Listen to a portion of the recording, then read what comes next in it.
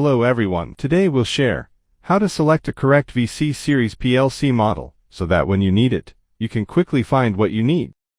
We can get it started from the 5 key aspects listed here. First of all, the motion control type. Available types are pulse control and bus control, while bus control options include EtherCAT, CAN, and Profinet. We can quickly narrow down the options according to the required motion control type. Function evaluation, based on actual requirements.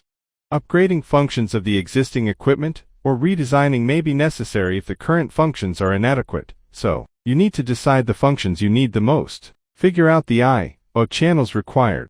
Since some of the PLC models have very few I/O ports on them, and it becomes an important model finding basis for consideration. Check the communication need, for example, the user's third-party devices that need to be connected for networking. Options include RS-232, RS-485, and Ethernet. Check if special processes like flying shear and cams are required. If so, then we need to choose the special models.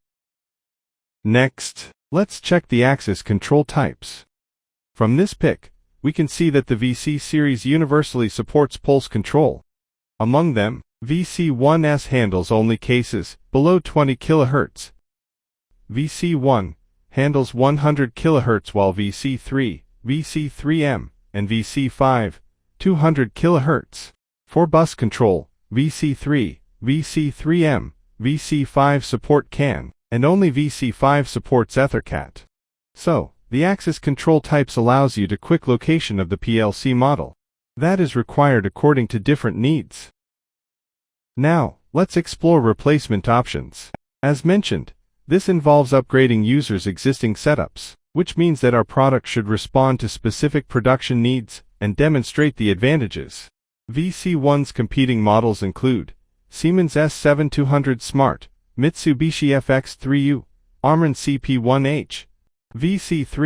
VC3M's competing models include Mitsubishi FX5U, Delta ES3, AS, and Innovance H3U, while VC5's competing models include Innovance H5U, EZ5 series, Zingex DH series, and Delta 50 MIC. By this page, we can quickly locate the correct model. Next up, the I/O port assessment. As listed in the table, VC1S doesn't support any I/O extension, so its I/O count is fixed, those channels on the product itself. VC1, VC3M, and VC5 all allow up to 15 extension modules. So figure out the max I/O count you may need for production and reserve further 10% spare I/O ports for future scalability.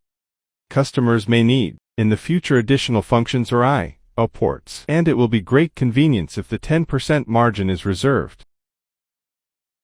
Next, let's check the communication details. VC1S is budget-friendly with our S485 but lacks expandability. No Ethernet, CAN, or EtherCAT support. VC1 can be added with one more Ethernet port while our S485 is supported as standard. And VC3, VC3M, VC5 differ in the EtherCAT extensions, which offers a quick way for correct model selections. Finally, let's check the special process functions. Select VC1S, VC1, VC3, VC5, according to your control precision requirement, since their speed and frequency vary by model.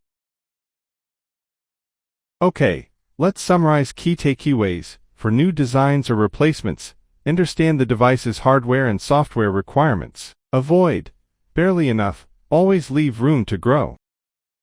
That's all for today. Thanks for watching.